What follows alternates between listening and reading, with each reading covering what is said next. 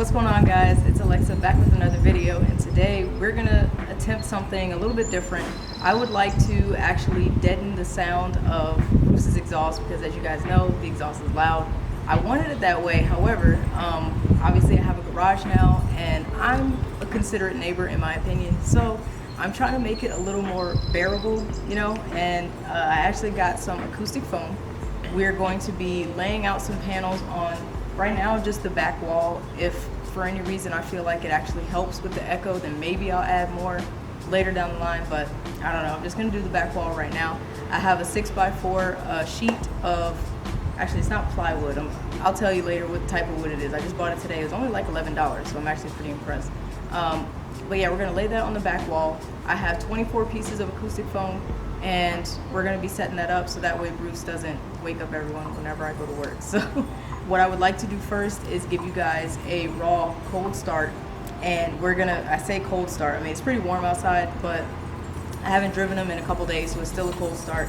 And we're gonna actually use a decibel meter that we have an app for on our phones, and it's gonna tell us roughly what the reading is of the sound. And then we'll also test a warm start, because I'm gonna do the same thing when the acoustic foam is up to see if there's an improvement at all. So that's what we're gonna do, so let's go ahead and get started.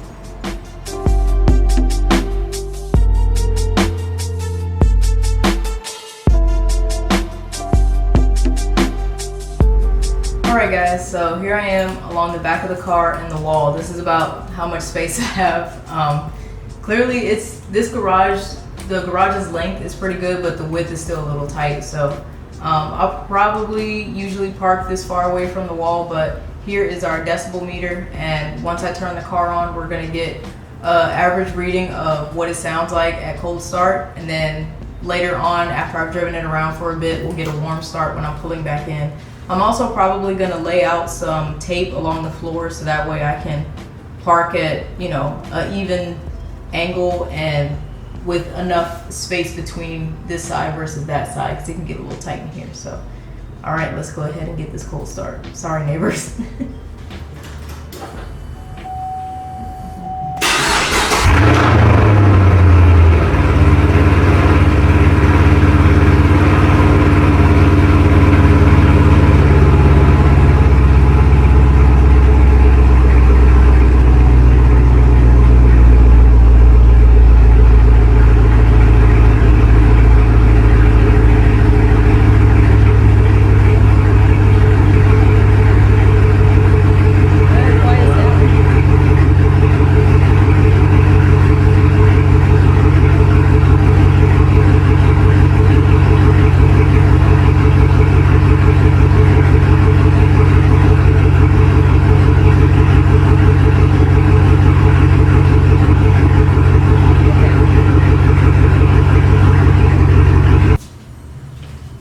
Alright guys, now we're gonna do a warm start with no foam.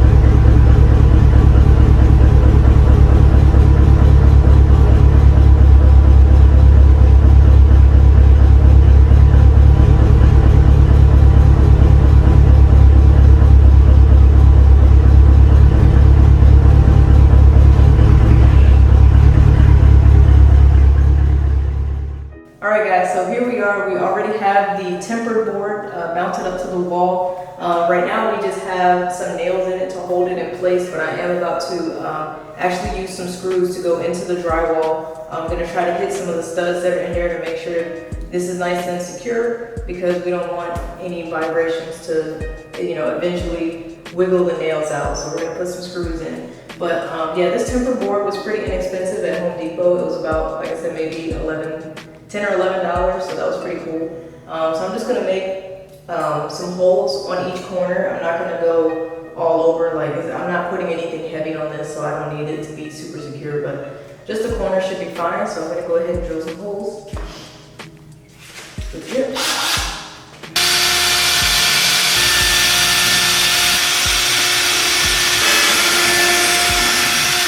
And now we add our screw.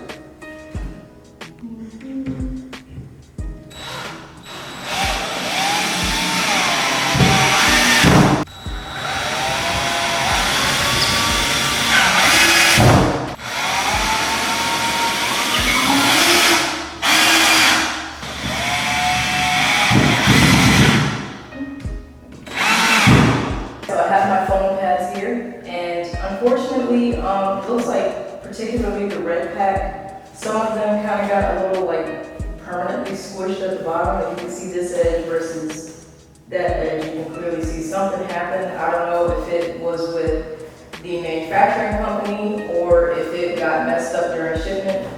However, I did reach out to the seller on Amazon, and so far all they said to me was, okay, sorry about that, what was your order number? Gave them the order number, haven't heard anything back. It's almost been a week, so if I don't hear from them in another week, I'm going to leave a review and tell them that my order was partially damaged. So it's what it is, but I'm not going to return it because the messed up ones are just going to go in the bottom of the garage. But the reason why I went with these is because they have the adhesive backing, so that way all I have to do is just tear this siding off and then just stick it up here. Obviously I didn't want to do it on the drywall because I am in an apartment and I do have to give this garage back whenever I move out, so I'm not trying to, cause any damage. This is my own garage, different story, but one day. So I just figured I'd try this out, so I'm gonna go ahead and lay these on. These should be 1 foot by 1 foot, so that's why I got a 6x4 piece of tempered wood. So just gonna peel this off.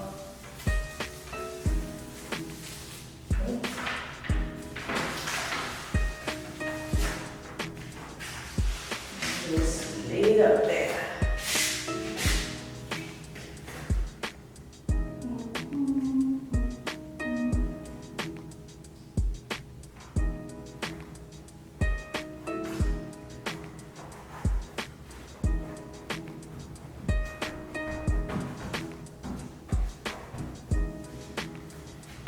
And there we go. One down. 23 more to go. So it's going to look like a giant checkerboard back here. And I think the acoustic foam works better if you alternate the angle that the foam is going in, because not all sound waves travel the same. So I'm not going to lay this one up like this. I'm going to lay this next one like so. Doesn't have to be extremely perfect because this is going to be on the back of my wall. I don't see it too much. Alright, next piece. So yeah, I'm just going to keep going until I fill it up. So enjoy the time lapse.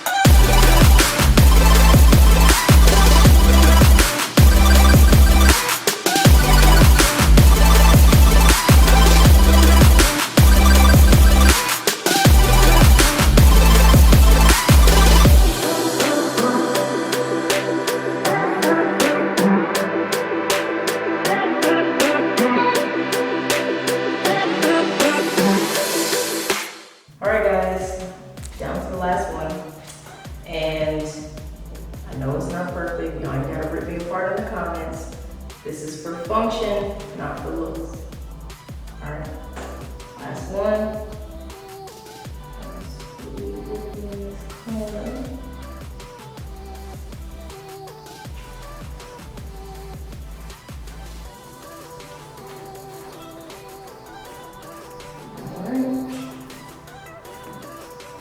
should be Gucci.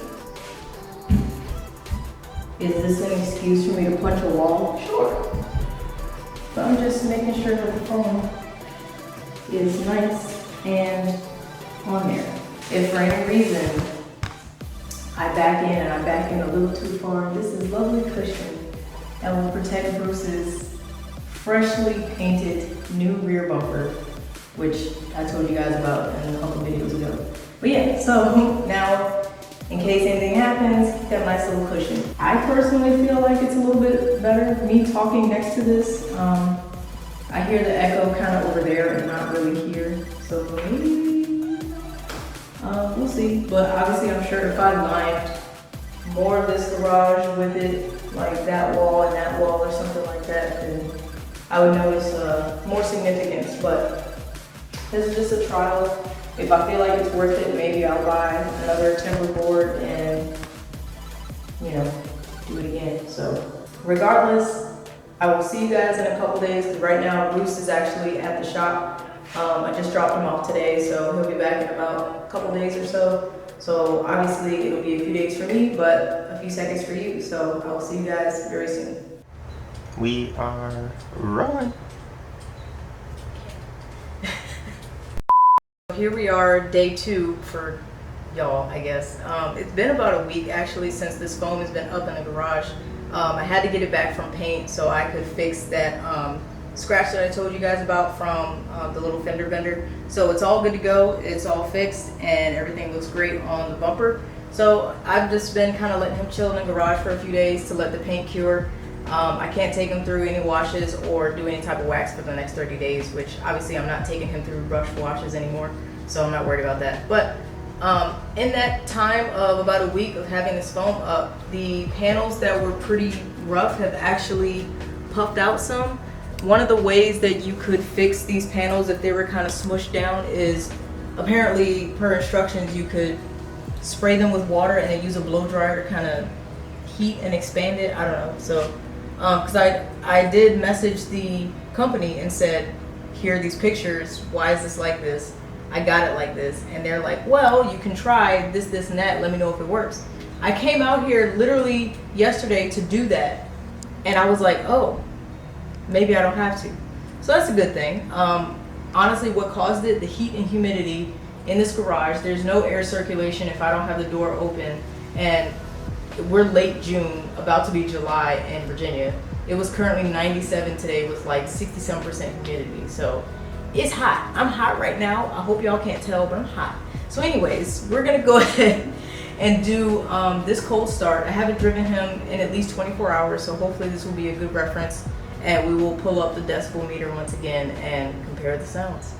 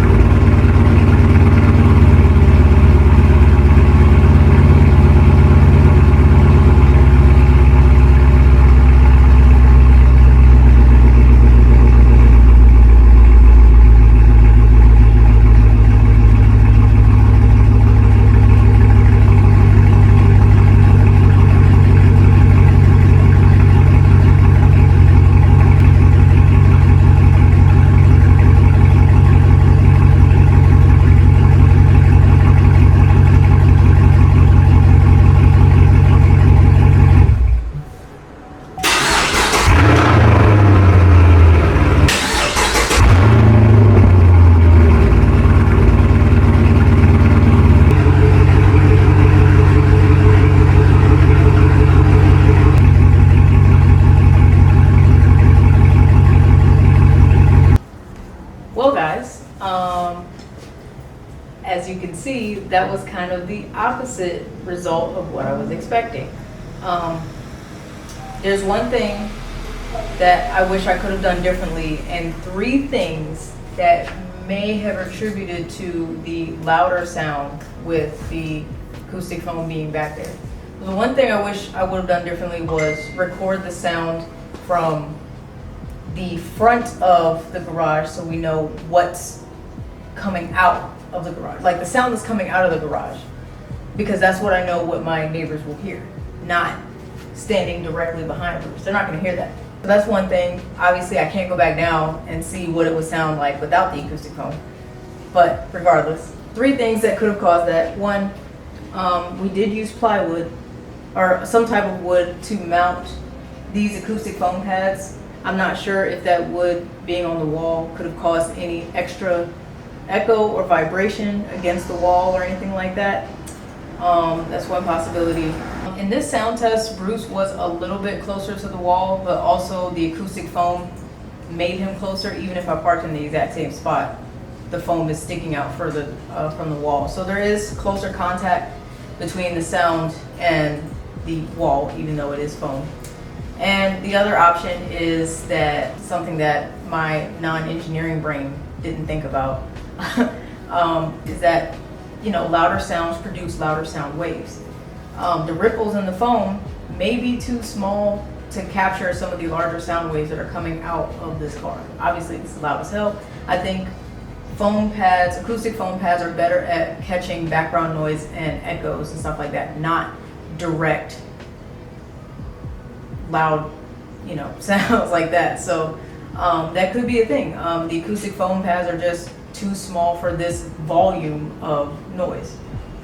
I'm not mad at it. I'm just a little surprised at the result, but it is what it is. I don't regret getting the foam. I still think it's neat to have in my garage. I think it's an awesome backdrop, and it provides me a little bit of peace of mind if for any reason I back up too far in the garage and I'm like, oh, I forgot where the wall is. Well, at least it's protected a little bit, especially since I just got it painted. Those are my results. And it's funny because it's like, it attributes to my job, because I don't know if you guys know, but I'm a scientist, and sometimes we have data that doesn't exactly pan out to what we expect. But that's also part of being a scientist, is you have to troubleshoot, because we can hypothesize all we want, but sometimes that's just not how it works. So that's what I did. We hypothesized 3 different possibilities as to why this was louder on the decibel meter than it was without the foam. So that was fun, and the foam's here to stay. Like, I don't know if I'm gonna add any more, because once again, it's such a large volume of sound that's coming out of this car, and I know I made it that way. I don't care. So unless I got giant acoustic foam panels that were like this big, that'd be the only way that, like, maybe it would make a difference. I have no idea. I'm curious to hear what other people's opinions are on this. Don't fault me for trying. I already listed some things that we could have done differently, so it is what it is. And if you would like to try this for yourself, for your own vehicle in your own garage, why not? So as always, thank you guys again so much for watching. If you did enjoy this video, make sure you hit that like button and subscribe to my channel if you are enjoying my content. I do try to post as often as I can, but I always try to get quality content out for you guys. So I appreciate you guys coming back to check in, see what I'm up to. And I'm trying to just, you know, maintain both of my vehicles. I'm slowing down a little bit on mods because, 1, it's expensive. 2, I have my own place now, so that's expensive. And 3, I had to pay for this garage. So, you know, just bear with me. And I'm also trying to travel more. That's expensive. So I'm happy with where my vehicles are at right now. I'm not saying I won't do anything else to them in the near future, but I'll see what comes across my plate and what I'm willing to do. So just gotta stay tuned. And I also have an update on that clicking noise, that clanking stuff. I'm gonna try to fix it this weekend, which is in a few days for me. I don't know when you guys are gonna be watching this video. It's in a few days for me. I got 2 parts. I got 2 thrust washers, axle shaft washers. I don't know what they're called exactly.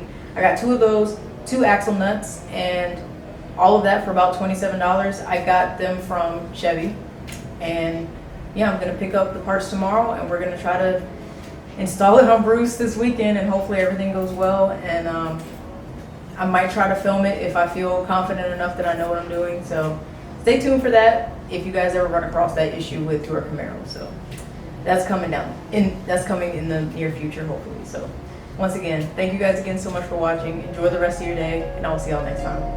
Take care.